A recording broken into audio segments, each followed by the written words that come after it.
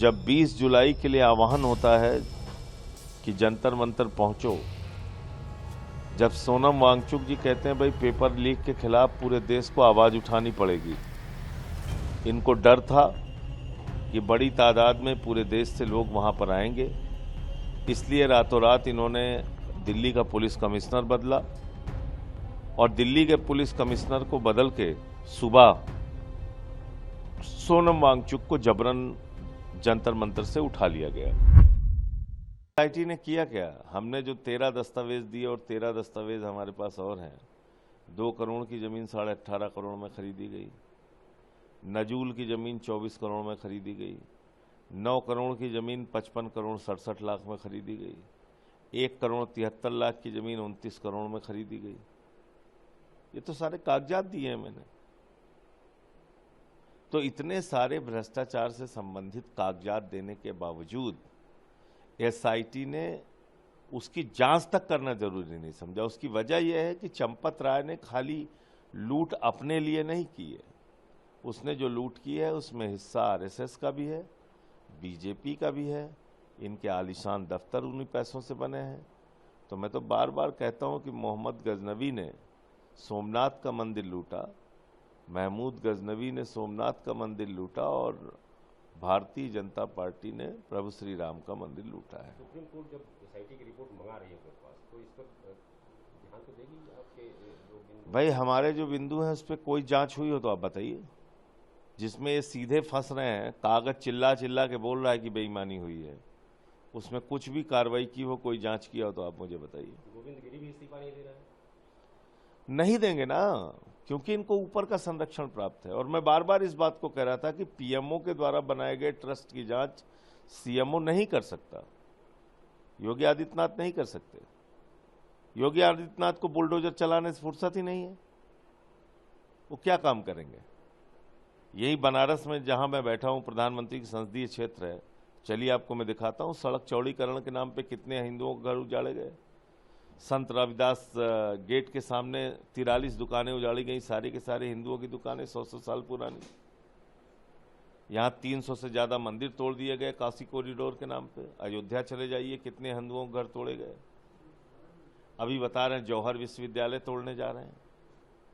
आप मुझे बताइए, जो पार्टी 1 लाख सरकारी स्कूल बंद कराती है, जो पार्टी 1,20,000 सरकारी स्कूल ऐसे हिंदुस्तान में हैं जहां पे सिर्फ एक टीचर है, 98,000 सरकारी स्कूल ऐसे हैं जहां बच्चियों के लिए टॉयलेट का इंतजाम नहीं है, 1,19,000 सरकारी स्कूल ऐसे हैं जहां बिजली का इंतजाम नहीं है, जो पार्टी जम्मू के अंदर मेडिकल कॉलेज बना के नाचती है, मोदी जी के राज में भारत की एक भी यूनिवर्सिटी, एक भी विश्वविद्यालय विश्व की रैंकिंग में टॉप 100 में भी नहीं है। 380 नंबर पे दिल्ली विश्वविद्यालय है और आप जौहर विश्वविद्यालय तोड़ने जा रहे हैं। आपने जम्मू का मेडिकल कॉलेज बंद करा के लड्डू बांटा, नाच रहे थे भाजपाई। तो मोदी जी देश को अनपढ़, गंवार और जाहिल बनाना चाहते हैं और उसी के क्रम में योगी आदित्यनाथ जौहर विश्वविद्यालय तोड़ने जा रहे हैं। यही काम हो रहा है। अवैध बना हुआ है तो सरकार अधिग्रहित करके चलाए, उस पर बुलडोजर चलाने की क्या जरूरत? तुम्हारे पास पैसा नहीं है भाई, आपके पास पैसा नहीं है एक विश्वविद्यालय चलाने के लिए? इतने कंगाल हो तुम लोग भाई। अगर आप कह रहे हो अवैध बना हुआ है, आप चलाइए ना। तुम्हारे पास अडानी को रुपया देने के लिए हजारों करोड़ है और एक विश्वविद्यालय चलाने के लिए पैसा नहीं है। उसमें तो हिंदू मुसलमान सब पढ़ते हैं, सबके बच्चे पढ़ते हैं। योगी जी पर्सनल दुश्मनी निभा रहे हैं या इनको देखिए, हमेशा शिक्षा को कुचलना, खत्म करना, ये इनका उद्देश्य है। क्योंकि अनपढ़ रहेगा इंडिया तभी तो अंधभक्त बनेगा इंडिया। ये मोदी का नारा है, योगी का नारा है, सबको अनपढ़ बना दो। जब आपके बच्चे अंगूठा टेक रहेंगे तो बीजेपी के अंधभक्त बन जाएंगे आराम से। मैं प्रभु से प्रार्थना करूंगा कि 450-600 करोड़ रुपए का जो घोटाला रेखा गुप्ता की सरकार ने किया है, उनको सद्बुद्धि दें कि बेईमानों के खिलाफ वो कार्रवाई करने में सक्षम हो।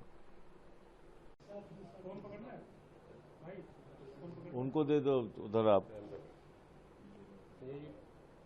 सोनम वांगचुक को उठा लिया गया है।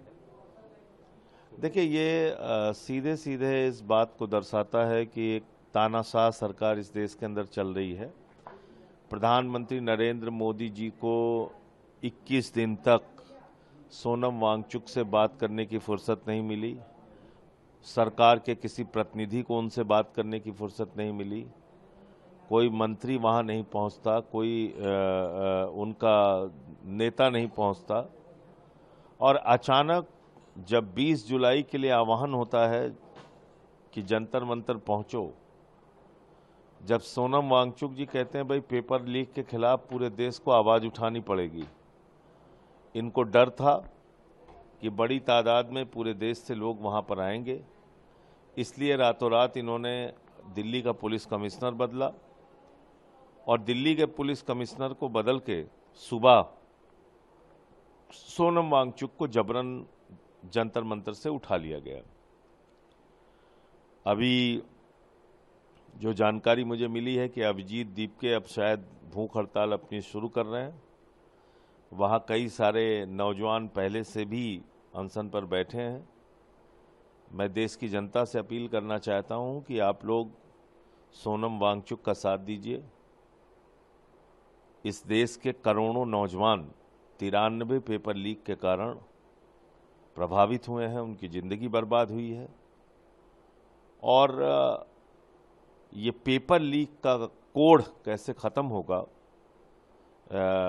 जब तक पूरा देश नहीं इस पर बोलेगा, पूरा देश नहीं आवाज लगाएगा, पूरा देश जब तक सोनम वांगचुक का साथ नहीं देगा, तब तक मुझे नहीं लगता कि सरकार के कान में कोई जूं रेंगने वाली है। प्रधानमंत्री जी से मैं अपील करूंगा। प्रभातखबर.com, विश्वास वही, रफ्तार नहीं।